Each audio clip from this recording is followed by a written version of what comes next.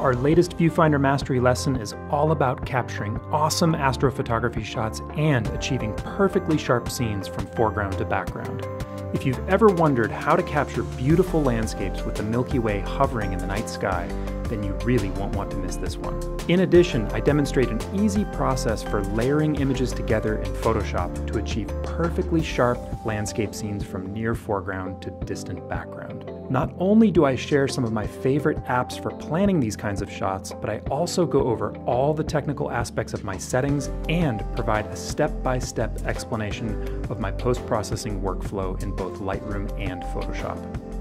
We ventured all the way to Appenzell, Switzerland for this one, and it's a stunning backdrop for a landscape photography lesson. This is one of our most advanced lessons yet, and I'm sure that you're going to enjoy it. By the way, our membership is chock full of great lessons like this, so if you want to take your photography further, join our dynamic community of inspired photographers who are getting out there and pushing themselves to improve at their craft. Don't miss out. I guarantee that you'll be amazed at your results, and we look forward to seeing you inside.